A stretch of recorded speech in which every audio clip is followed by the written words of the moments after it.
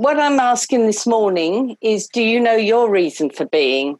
And really to pivot to address the new norm, which is the term that Peter Bayliss tends to have introduced into the family business practice, then we need to be the hinge, which means we need to be that connection that moves us forward. And to do that, we need to be really clear about our business and the direction that we want to take it. So today I'm going to do more of an interactive session. So I hope you've all got a piece of paper and you can do some drawing and some writing, because this isn't going to be all about me talking. So I'm going to get you to work out your Ikegai score and how you can use it. In my list of 3 things, I said I was also going to talk about your level of impact as a business owner, as an entrepreneur, but I don't think we probably have time to do that. But I will then just wrap up by how the knowledge that we're going through today will actually help you to get more customers. So, what's your reason for getting up in the morning? What I'd like you to do is I'm going to introduce you to the Ikegai, which is an ancient Japanese tool that came from the island of Okinawa, and it's purported to have the largest population of centurions in the world. Because it's very much about the way that they live. They have a lifestyle that strives to have a balance of the spiritual and the practical. And there's proof that this island and other Japanese islands who have picked up the Ikegai have this longevity. And I think longevity is going to be a theme that I'm going to use over the next few months. So what I'd like you to do is take a few minutes and actually write down, what do you love to do? What does the world need right now? What are you good at? And what can you get paid to do? And don't necessarily be restricted by the business that you're in right now, because this can be applied in many different ways. So I'll give you a few minutes to jot a few things down there.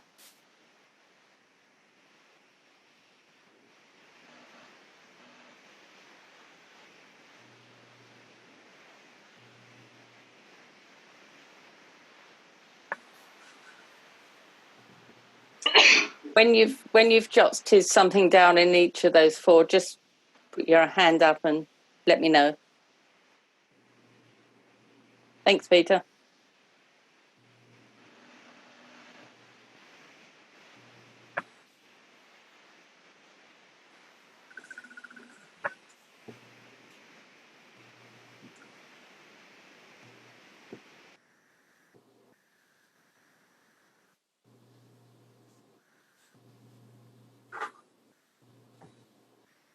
What time did I start, Peter? 3 minutes, 47 seconds ago. Okay. So I'll give people another minute.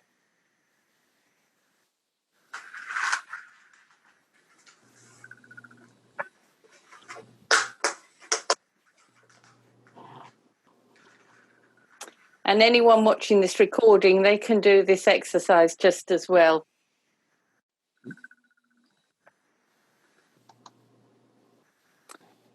Are we close? Great. Okay. So what I'm going to ask you to do is to think about what changes you might make to raise your Ikegai, because what I now want you to do is to go into each of these 4 circles, each of these 4 questions, and actually rate with your business today, with your life today, what is your score? Is it 0? Is it 10? Is it somewhere in between?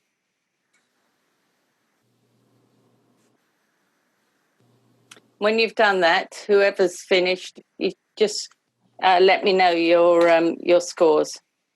When you say score, Gillian, you mean in level of what, importance, or in how close you are to so that which you love? How close are you at doing what you love today? Is it 10, 9, or is it more 2, 3? And then add up the 4 scores.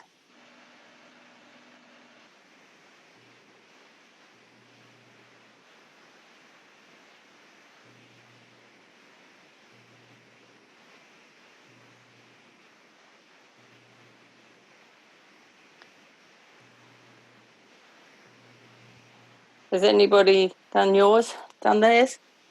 Yeah. Okay, Peter, what's yours? 28. 28.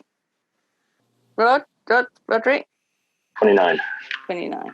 I went one better, 30. Who was that? Sorry, who spoke? Sandy. Sandy. Yep. Rosie, do you have yours?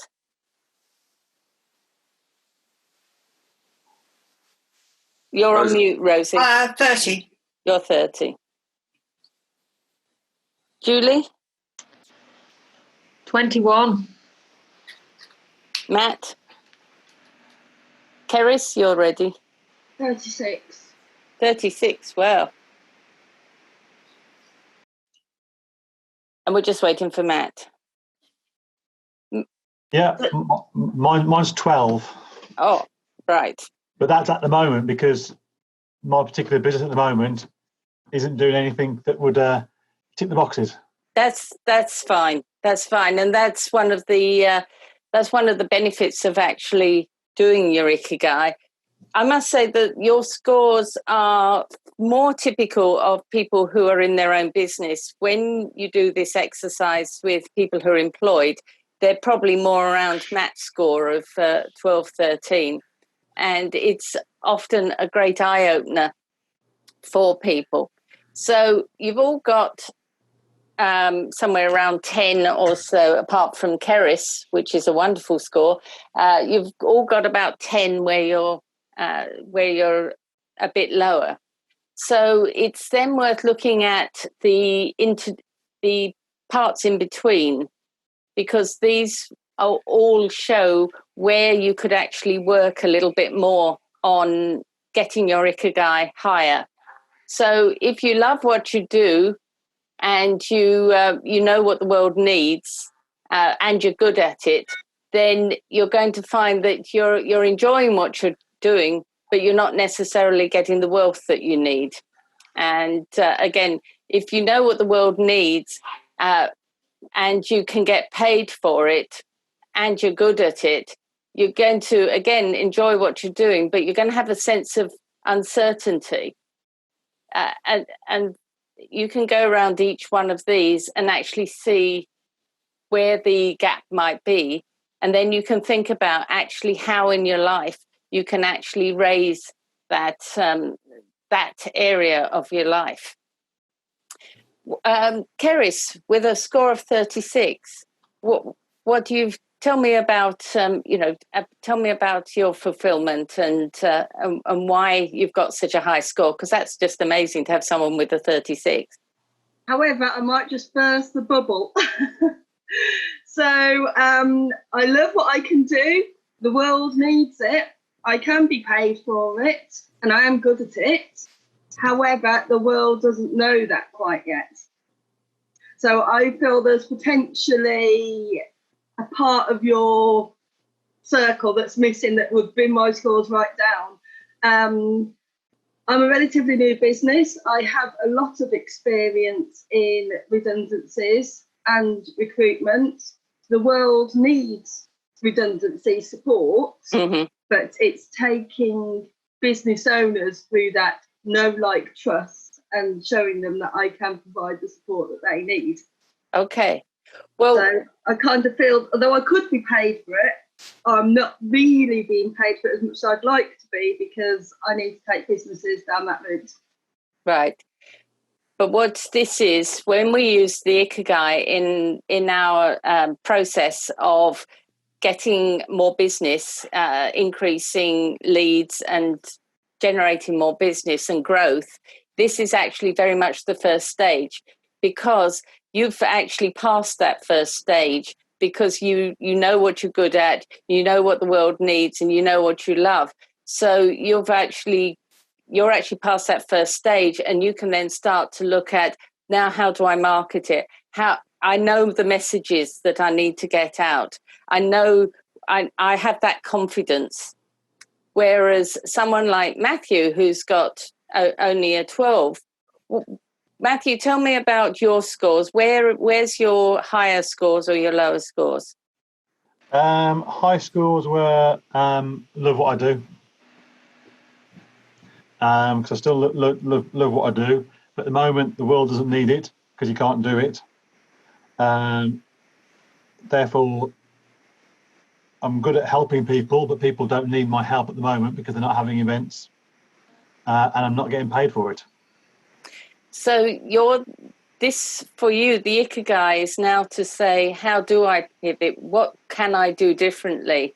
Because the next 3 years is about longevity, not necessarily about growth. It's about having the longevity in the business. So what you will need to do with your Ikegai is you know what you love, but what does the world need that you can actually contribute to?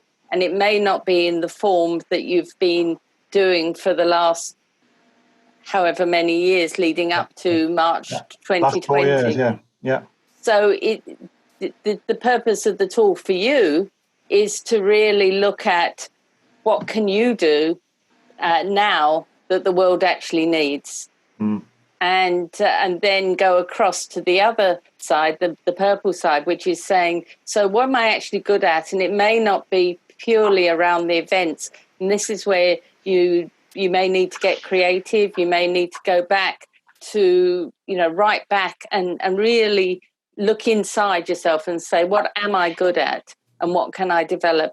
And that's exactly the purpose of the Ikegai. It seems so simple, but it's actually to really get you to look at yourself from these 4 different perspectives. And I didn't actually include it in one of my slides, but there are a few questions that you can really ask yourself.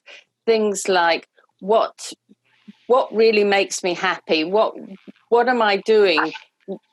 Or should I say, when I'm doing something, when is it that I'm really feeling uplifted, fulfilled, great? And when I'm doing it, it makes me feel very flat, time drags and things like that. Also, what are your values? And what drives you? Is it something that's quite adventurous? Is it something that is it very family orientated? Is it technical? Start to think about those values, and I recommend to people that they look at the 17 UN Global Goals, because they pretty much cover, I would say, 95% of people's real purpose, whether it's concern about animals, the earth, equality, education. The 17 global goals cover such a vast array. It's a great list to look at and say, well, my purpose is really linked to education or life below water or something like that. It gives you a clue. And that way you can then start to get an idea back as to what you could make your mission over the next few years, because we know that this recession or depression is going to hit really hard in the next 6 months, 3 to 6 months. So it's about being prepared before that happens. Does anybody else want to give me any of their sort of feedback on this, or anything that they actually found when they were doing their scoring? I have a question, Gillian. Yes. Initially, when you started, you said that you need to look at it, not necessarily it needs to be about your business. Yeah. So the top one, what you love. What I love and what I do are completely separate. Exactly. That often happens, and that is something that you can then look at and say, well, I can't necessarily change my business, but can I change how I do certain aspects of it? And if I can't, particularly with these next few years, how can I bring into my life what I love to do? I've forgotten her name. The lady who works for Solihull. Nadia, for instance, she absolutely adores animals, which had nothing to do with her business, but she was able to, through the college, she did, I think it was a voluntary role, wasn't it, Peter? Yeah, absolutely. She was working with animals for a part of the time, and she got in because of her business. But and she's been cats are an absolute thing. So she's gotten involved in all that. All of a sudden, it's very different for her because she feels fulfilled doing that, but at the same time, she loves the jobs that she's doing. And it's a big change for Nadia over the last couple of years. It really has been for her. So, a year ago, you could say, well, if you don't love what you're doing in your business, then you've got the opportunity to gradually change into something else.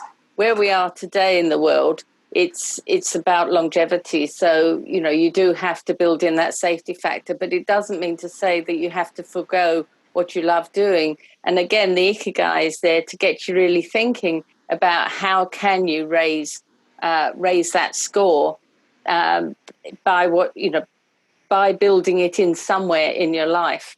Because, as I said earlier, the people of Okinawa have found that balance between the spiritual and the practical. So the practical for us over the next few years is to make sure that we can fill the fridge. But it doesn't mean at the expense of our spiritual well-being. And so having a tool like the Ikegai gets you to think about what it is that you need to feed. So it's not just feeding the fridge, it's feeding the soul as well. Does that help, Julie? Yeah, I suppose I've always known what I love, and the two are very different. My only way of trying to connect the two is I thought about my location. So if I could work in my love is being in the outdoors and being in mountains and just generally, running, walking, cycling. And that's when I'm happiest. Very few people can actually make a living out of that. So my, I suppose, compromise would be to try and live somewhere where you could kind of do that more, which in Shropshire is not too bad. Yes, and I would have said that pre-lockdown, one of the things you could have done was twice a year, for instance, taken people on that sort of adventure, and particularly people who you may, clients and such like, and relate it to, because your architecture business. Maybe take them and link the two together. So it wouldn't be your main source of income, but it could be something that would make you differentiate you. But obviously with travel and things like that, we're in a different world. But that's what a lot of people I know who have done. They've actually built in some travel or some form of course or something where they're actually able to bring their love in and particularly link it with their clients. Interestingly, about 20 years ago, just before Foot and Mouth, I did set up a cycle touring company where I designed all the routes and helped people train them on mountain bikes and all sorts of stuff. But unfortunately, a bit like COVID, the Foot and Mouth closed the countryside down. Yeah, and the business just went. Yeah. I think. Well, his nickname Boris's cycling website. It's been nicknamed, isn't it? It crashed yesterday. The amount of interest in cycling is unbelievable at the minute. Well, and £50 to repair your bike's not bad, is it? Yeah. You can't buy a bike now for love nor money. So I'm just delivering our two bikes to Sarah Beth and Steve, our middle ones in Clibbery, so they can cycle around. I'm chopping the second bike round tomorrow. That was one of my lockdown challenges, actually. I hadn't ridden a bike for over 30 years, and I decided that I wanted to set myself a challenge in unusual times. So I'm happy to say I can now ride around the block quite happily without getting any bruises, and I'm really glad I did it, actually. Well done, Rosie. Well Yeah. done. I picked up a new car. Well, I had a new car delivered. Not a second-hand car, but it's a new car delivered. And I dropped my old car off to We Buy Any Car, and I cycled back from Worcester, which was 10 miles, and I haven't done that years and years and years. And those of you who know where Clifton Pond Team is, I'm at the top of a 2-mile, very steep climb. And I pushed the bike 2 miles up the damned hill. However, the good news is on my Fitbit score, it was very good. So just to finish off and using Julie as an example there. So now you've actually got something where the world needs it. They need knowledge and expertise about cycling, and you're good at it. So and you love doing it. So it's now thinking about how you can get paid for it. So there's a way of actually using the Ikegai to raise your score, and it's not specifically around your business. So. Last question from anybody.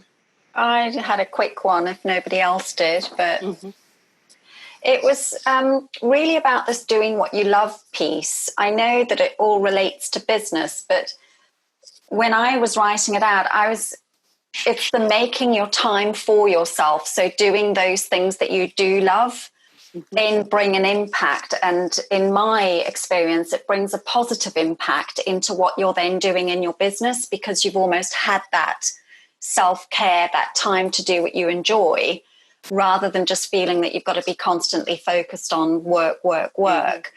So doing what I love it is connected to my business, but there's parts of it that are completely apart from the business, which I still think have a huge benefit. Is that right? Or should I just be looking at it from a business point of view? No, because the people of Okinawa never thought of it specifically about their business. It is about their whole life. But basically, at the end of the day, you want to be doing something that you love, and you want to be paid in a way that takes the worry and the stress away. Yeah. So if you can't, as I was saying with Julie, if you can't directly relate it into your business, particularly at this time, then if you've got something that raises that raises the spirit, because what you do, what you love, is really the spirit one of the four.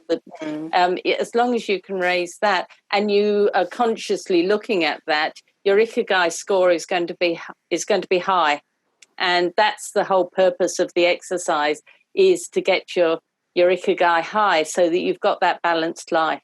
Yeah. Okay. Rosie, Thank you. Yeah, I think this really relates to me, because I do a lot of writing, but what that means is that I need to keep my creativity levels up. So for me, what works with me is I go for a walk in the woods or something like that, and try and get back to nature. Or I'll do something that ups my creative levels, like cooking, for example. I love cooking, and I love trying out new recipes. And somehow, or going to the gym or whatever, or doing exercise, what that means to me is it frees up my mind to be creative, so that when I come back to my desk, I'm much better at what I do. Otherwise, if your mind gets sort of too crowded, you don't do your best work. I don't anyway. I know that. And I do another whole talk on that, so we won't go into that today. But yes, it is about focusing as well on what you love as much as you can, and outsourcing the parts that do clutter your mind, that actually lower your energy. So I think, Peter, I'm probably out of time, am I? Yeah, really, yes. Yeah. Okay, so I'll just finish off with the 10 rules that the people from Okinawa have basically come up with, which gives them their longevity. And if you want to quickly read them, I won't spend much time. So it's staying active, and it's don't retire if you're at that age group. Leave urgency behind. Simplify, basically. I love this one. Only eat until you're 80% full. Surround yourself with good friends. Get in shape through gentle exercise. Smile and acknowledge the people around you. Reconnect with nature, which is something that Julie was talking about. Give thanks for feeling alive. Live in the moment and follow your Ikegai. Recognize that you want to keep that score in all 4 areas as high as you can. And I'll flip through those. So if you do that, then you will find yourself in flow. And the thing that we know about fast flowing rivers is that once they have created that U shape, they then find that fast track way through. They'll cut through. And that's what being in your Ikegai is going to help you to do, to fast track. And because you're going to have that confidence, you're going to know your purpose, you're going to know your identity, and you're going to be clear on what you love to do. And you're going to be able to actually fast track your way along, because your flow, your river, is the path of least resistance.